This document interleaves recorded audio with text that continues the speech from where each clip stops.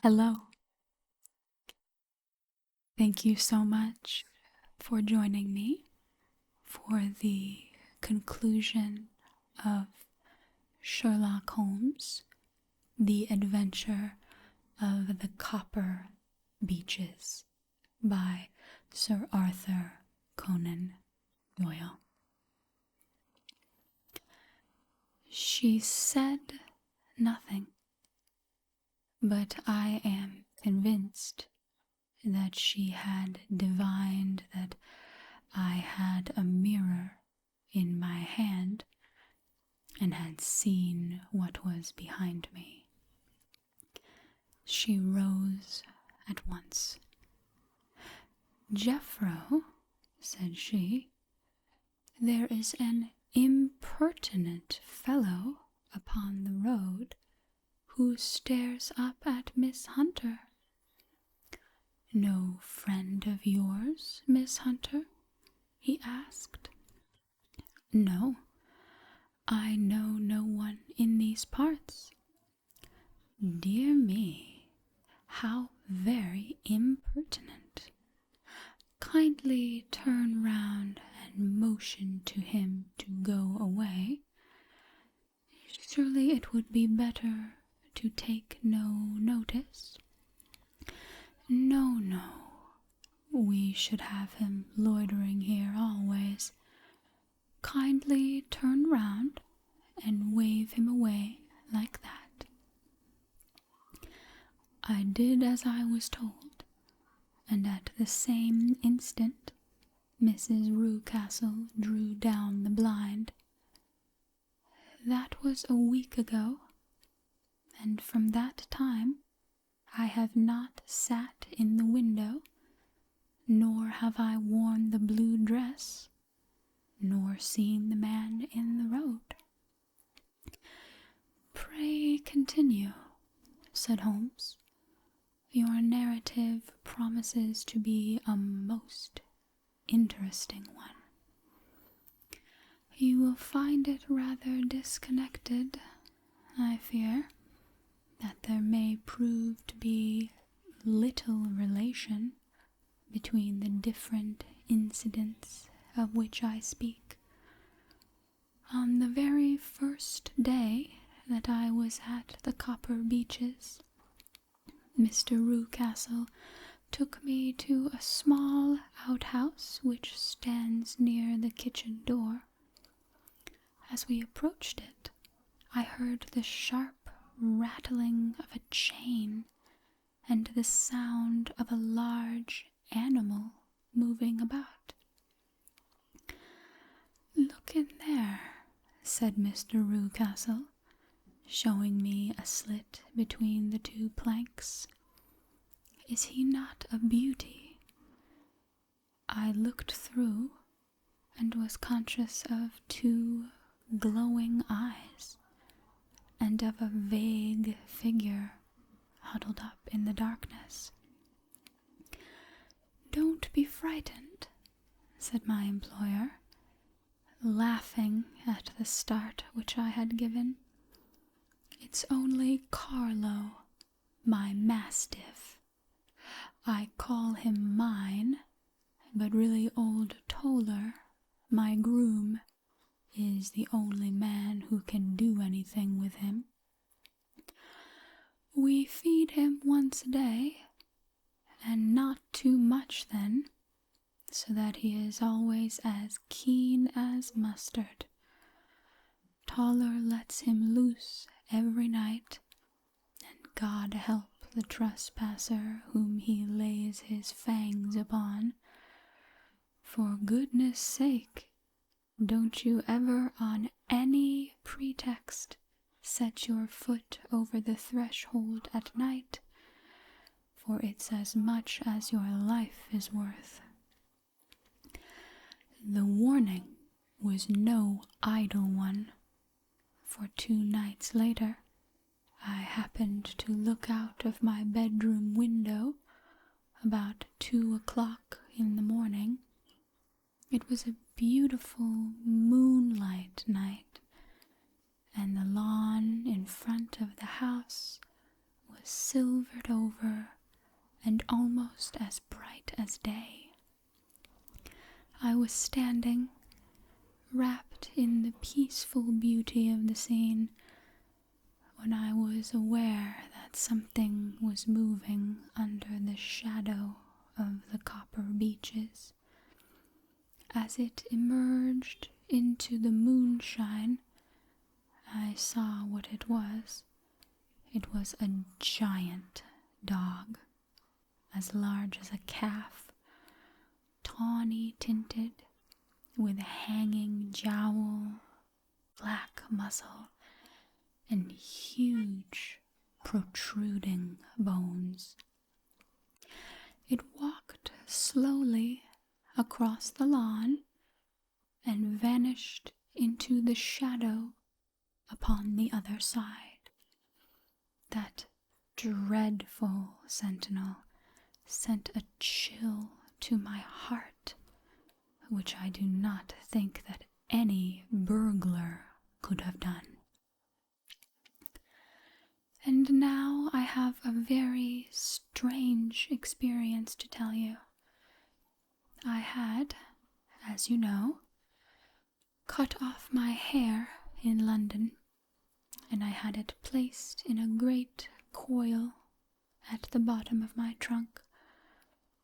One evening, after the child was in bed, I began to amuse myself by examining the furniture of my room and by rearranging my own little things.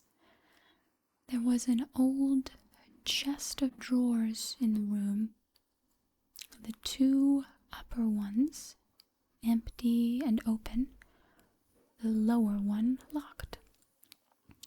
I had filled the first two with my linen, and as I had still much to pack away, I was naturally annoyed at not having the use of the third drawer. It struck me that it might have been fastened by a mere oversight, so I took out my bunch of keys and tried to open it. The very first key fitted to perfection, and I drew the drawer open. There was only one thing in it, but I am sure that you would never guess what it was. It was my coil of hair. I took it up and examined it. It was of the same peculiar tint and the same thickness. But the impossibility of the thing obtruded itself upon me. How could my hair have been locked in the drawer? With trembling hands, I undid my trunk, turned out the contents, and drew from the bottom my own hair. I laid the two tresses together, and I assure you that they were identical. Was it not extraordinary? Puzzle as I would, I could make nothing at all of what it meant. I returned the strange hair to the drawer, and I said nothing of the matter to the Rucastles, as I felt that I had put myself in the wrong by opening a drawer which they had locked. I am naturally observant, as you may have remarked, Mr. Holmes, and I soon had a pretty good plan of the house in my head. There was one wing, however, which appeared not to be inhabited at all. A door which faced that which led into the quarters of the Tollers opened into this suite, but it was invariably locked.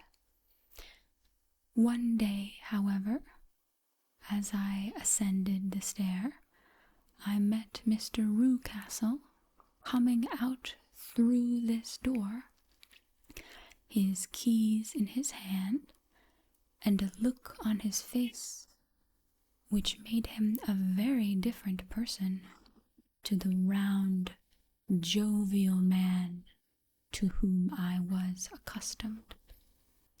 His cheeks were red, his brow was all crinkled with anger, and the veins stood out at his temples with passion.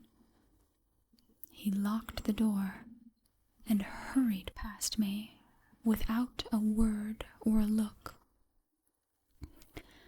This aroused my curiosity, so when I went for a walk in the grounds with my charge, I strolled round to the side from which I could see the windows of this part of the house. There were 4 of them in a row, 3 of which were simply dirty, while the 4th was shuttered up. They were evidently all deserted. As I strolled up and down, glancing at them occasionally, Mr. Rucastle came out to me, looking as merry and jovial as ever. "Ah," said he, "you must not think me rude if I passed you without a word, my dear young lady. I was preoccupied with business matters." I assured him that I was not offended. "By the way," said I, "you seem to have quite a suite of spare rooms up there, and one of them has the shutters up." He looked surprised and, as it seemed to me, a little startled at my remark. "Photography is one of my hobbies," said he. "I have made my dark room up there, but, dear me, what an observant young lady we have come upon. Who would have believed it? Who would have ever believed it?" He spoke in a jesting tone, but there was no jest in his eyes as he looked at me. I read suspicion there and annoyance, but no jest. "Well, Mr. Holmes, from the moment that I understood that there was something about that suite of rooms which I was not to know, I was all on fire to go over them. It was not mere curiosity, though I have my share of that. It was more a feeling of duty, a feeling that some good might come from my penetrating to this place. They talk of woman's instinct. Perhaps it was a woman's instinct which gave me that feeling. At any rate, it was there, and I was keenly on the lookout for any chance to pass the forbidden door. It was only yesterday that the chance came. I may tell you that, besides Mr. Rucastle, both Toller and his wife find something to do in these deserted rooms, and I once saw him carrying a large black linen bag with him through the door. Recently he had been drinking hard, and yesterday evening he was very drunk, and when I came upstairs there was a key in the door. I have no doubt at all that he had left it there. Mr. and Mrs. Rucastle were both downstairs, and the child was with them, so that I had an admirable opportunity. I turned the key gently in the lock, opened the door, and slipped through. There was a little passage in front of me, unpapered and uncarpeted, which turned at a right angle at the farther end. Round this corner were 3 doors in a line, the first and third of which were open. They each led to an empty room, dusty and cheerless, with 2 windows in the one and one in the other, so thick with dirt that the evening light glimmered dimly through them. The center door was closed, and across the outside of it had been fastened one of the broad bars of an iron bed, padlocked at one end to a ring in the wall, and fastened at the other with a stout cord. The door itself was locked as well, and the key was not there. This barricaded door corresponded clearly with the shuttered window outside, and yet I could see from the glimmer beneath it that the room was not in darkness. Evidently, there was a skylight which let in light from above. As I stood in the passage, gazing at the sinister door, and wondering what secret it might veil, I suddenly heard the sound of steps within the room, and saw a shadow pass backward and forward against the little slit of dim light which shone out from under the door.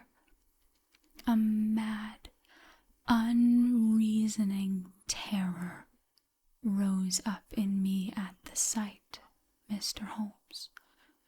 My overstrung nerves failed me suddenly, and I turned and ran as though some dreadful hand were behind me and clutching at the skirt of my dress. I rushed down the passage, through the door, and straight into the arms of Mr. Rucastle, who was waiting outside. "So," he said, smiling, "it was you, then? I thought that it must be when I saw the door open.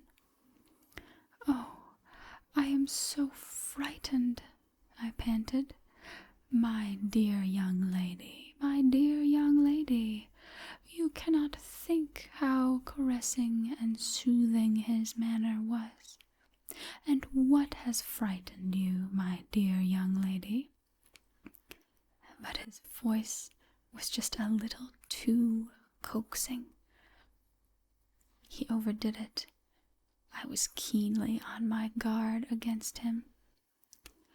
"I was foolish enough to go into the empty wing," I answered, "but it is so lonely and eerie in this dim light that I was frightened and ran out again. Oh, it is so dreadfully still in there." "Only that?" said he, looking at me keenly. "Why, what did you think?" I asked. "Why do you think that I lock this door?" "I am sure that I do not know. It is to keep people out who have no business there. Do you see?" He was still smiling in the most amiable manner. "I am sure if I had known—" "Well, then, you know now. And if you ever put your foot over that threshold again—" Here, in an instant, the smile hardened into a grin of rage, and he glared down at me with the face of a demon. "I'll throw you to the mastiff." I was so terrified that I do not know what I did. I suppose that I must have rushed past him into my room. I remember nothing until I found myself lying on my bed, trembling all over. Then I thought of you, Mr. Holmes. I could not live there longer without some advice. I was frightened of the house, of the man, of the woman, of the servants, even of the child. They were all horrible to me. If I could only bring you down, all would be well. Of course, I might have fled from the house, but my curiosity was almost as strong as my fears. My mind was soon made up that I would send you a wire. I put on my hat and cloak, went down to the office, which is about half a mile from the house, and then returned, feeling very much easier. A horrible doubt came into my mind as I approached the door, lest the dog be loose, but I remembered that Toller had drunk himself into a state of insensibility that evening, and I knew that he was the only one in the household who had any influence with the savage creature, or who would venture to set him free. I slipped in safety, and lay awake half the night in my joy at the thought of seeing you. I had no difficulty in getting leave to come into Winchester this morning, but I must be back before 3 o'clock, for Mr. and Mrs. Rucastle are going on a visit, and will be away all the evening, so that I must look after the child. Now I have told you all my adventures, Mr. Holmes, and I should be very glad if you could tell me what it all means, and, above all, what I should do. Holmes and I had listened, spellbound, to this extraordinary story. My friend rose now, and paced up and down the room, his hands in his pockets, and an expression of the most profound gravity upon his face. "Is Toller still drunk?" he asked. "Yes. I heard his wife tell Mrs. Rucastle that she could do nothing with him." "That is well. And the Rucastles go out tonight?" "Yes." "Is there a cellar with a good strong lock?" "Yes, the wine cellar." "You seem to me to have acted all through this matter like a very brave and sensible girl, Miss Hunter. Do you think that you could perform one more feat? I should not ask it of you if I did not think you a quite exceptional woman."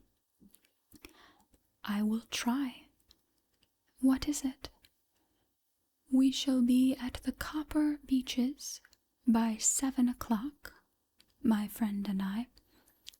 The Rucastles will be gone that time, and Toller will, we hope, be incapable." there only remains Mrs. Toller, who might give the alarm. If you could send her into the cellar on some errand, and then turn the key upon her, you would facilitate matters immensely. I will do it. Excellent. We shall then look thoroughly into the affair. Of course, there is only one feasible explanation. You have been brought there to personate someone, and the real person is imprisoned in this chamber. That is obvious. As to who this prisoner is, I have no doubt that it is the daughter, Miss Alice Rucastle, if I remember right, who was said to have gone to America. You were chosen, doubtless, as resembling her in height, figure, and the color of your hair. Hers had been cut off, very possibly in some illness through which she has passed, and so, of course, yours had to be sacrificed also. By a curious chance, you came upon her tresses. The man in the road was undoubtedly some friend of hers, possibly a fiancé, and no doubt, as you wore the girl's dress and were so like her, he was convinced from your laughter, whenever he saw you, and afterwards from your gesture, that Miss Rucastle was perfectly happy, and that she no longer desired his attentions. The dog is let loose at night to prevent him from endeavoring to communicate with her. So much is fairly clear. The most serious point in the case is the disposition of the child. What on earth has that to do with it? I ejaculated. My dear Watson, you, as a medical man, are continually gaining light as to the tendencies of a child by the study of the parents. Don't you see that the converse is equally valid? I have frequently gained my first real insight into the character of parents by studying their children. This child's disposition is abnormally cruel, merely for cruelty's sake, and whether he derives this from his smiling father, as I should suspect, or from his mother, it bodes evil for the poor girl who is in their power. I am sure that you are right, Mr. Holmes, cried our client. 1,000 things come back to me which make me certain that you have hit it. Oh, let us lose not an instant in bringing help to this poor creature.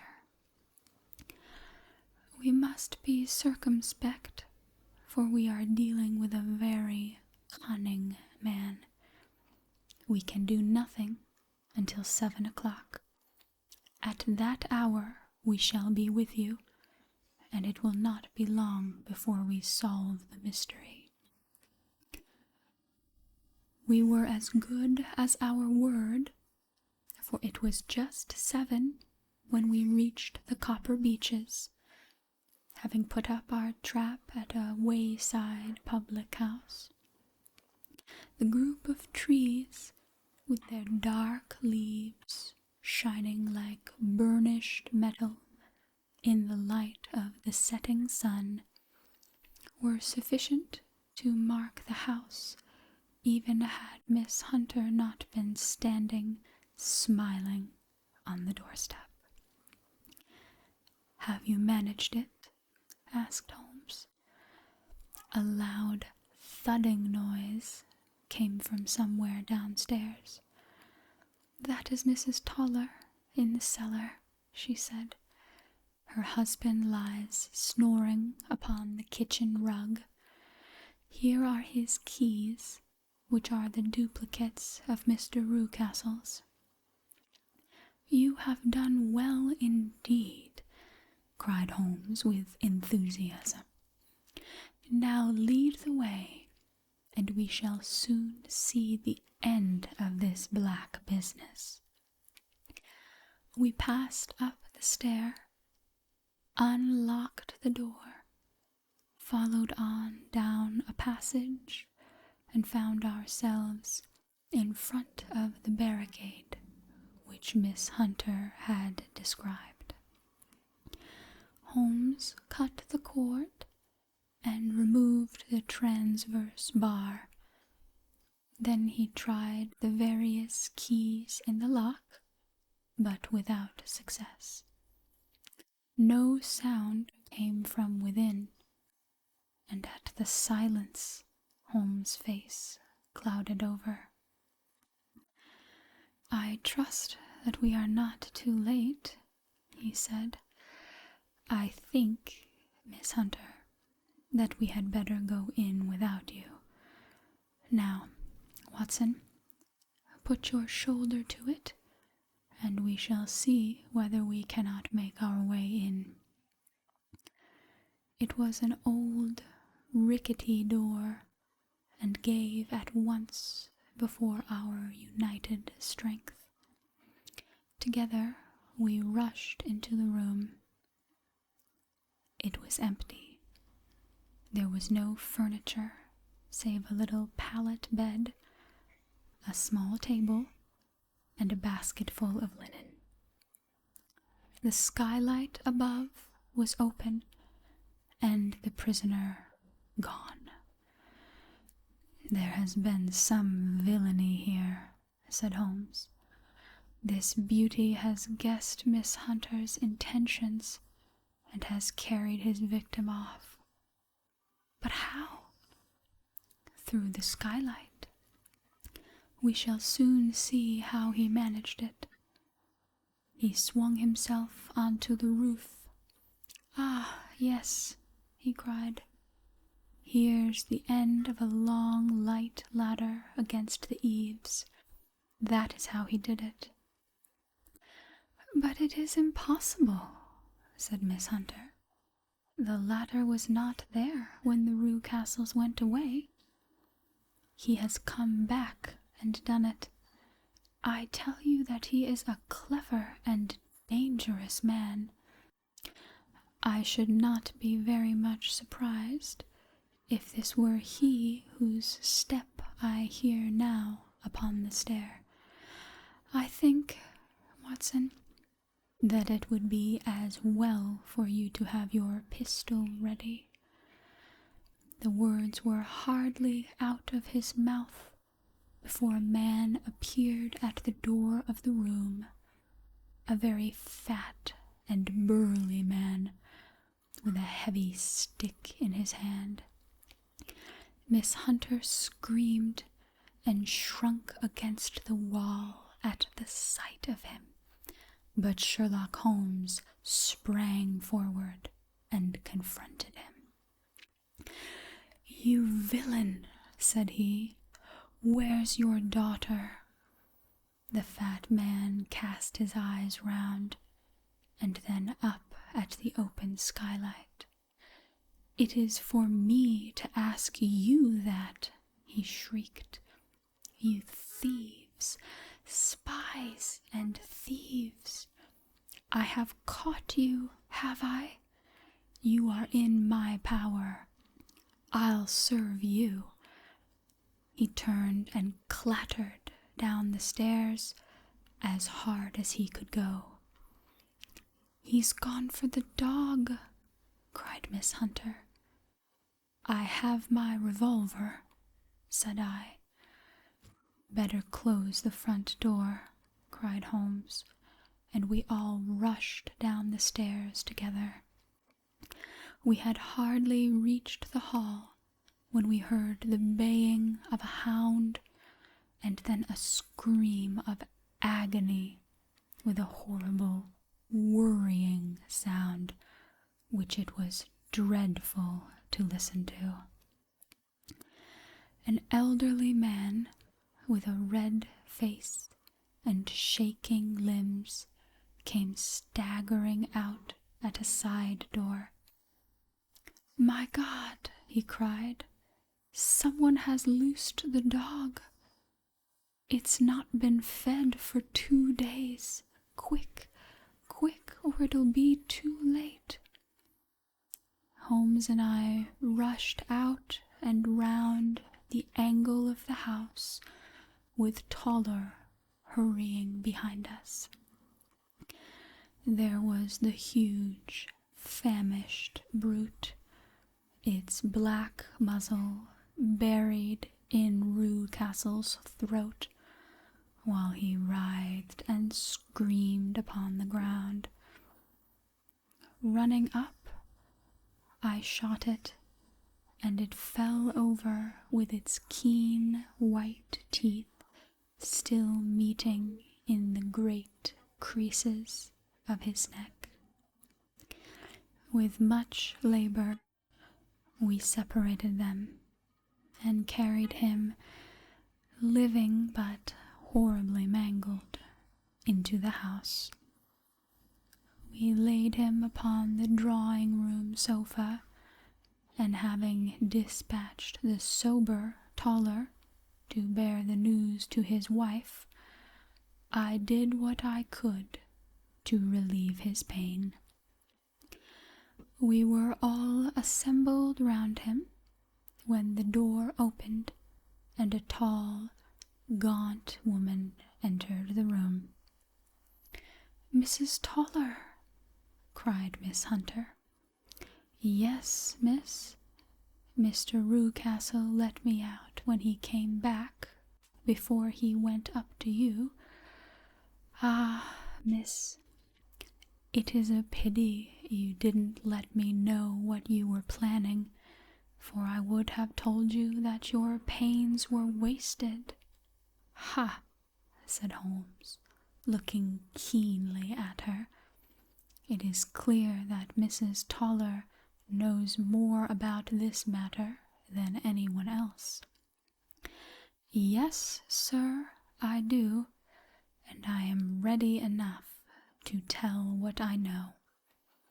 "Then, pray, sit down and let us hear it, for there are several points on which I must confess that I am still in the dark." "It will soon make it clear to you," she said, "and I'd have done so before now if I could have got out from the cellar.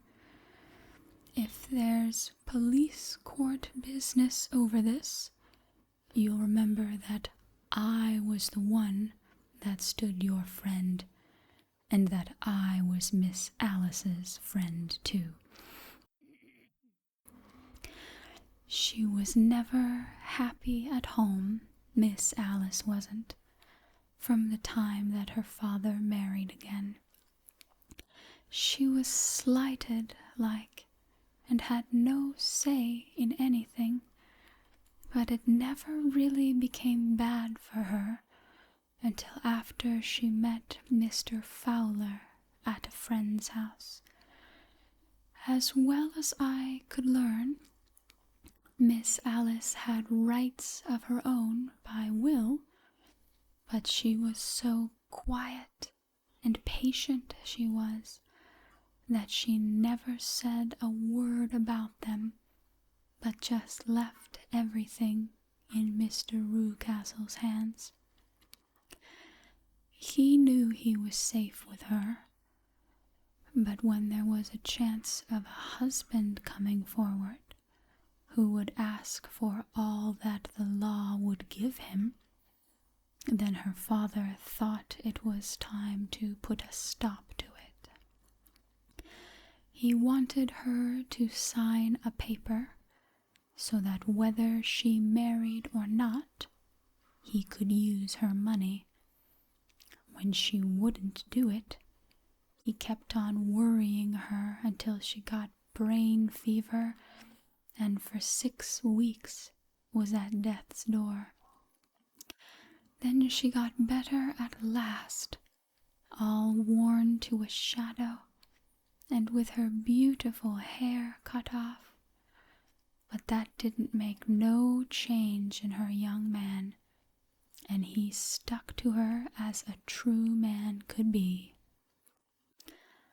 "Ah," said Holmes, "I think that what you have been good enough to tell us makes the matter fairly clear, and I can deduce all that remains. Mr. Rucastle, then, I presume, took to this system of imprisonment?" "Yes, sir, and brought Miss Hunter down from London in order to get rid of the disagreeable presence of Mr. Fowler." "That was it, sir.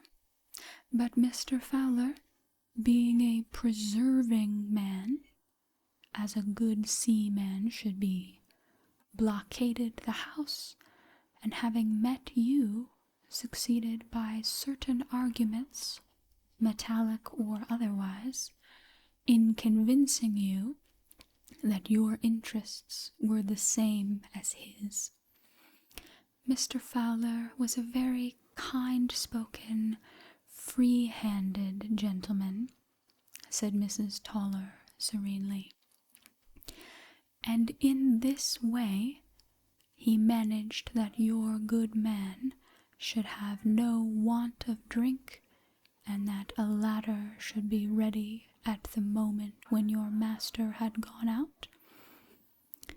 "You have it, sir, just as it happened." "I am sure we owe you an apology, Mrs. Toller," said Holmes, "for you have certainly cleared up everything which puzzled us. And here comes the country surgeon with Mrs. Rucastle, so I think, Watson, that we had best escort Miss Hunter back to Winchester, as it seems to me that our locus standi now is rather a questionable one." And thus was solved the mystery of the sinister house with the copper beeches in front of the door. Mr. Rucastle survived, but was always a broken man, kept alive solely through the care of his devoted wife.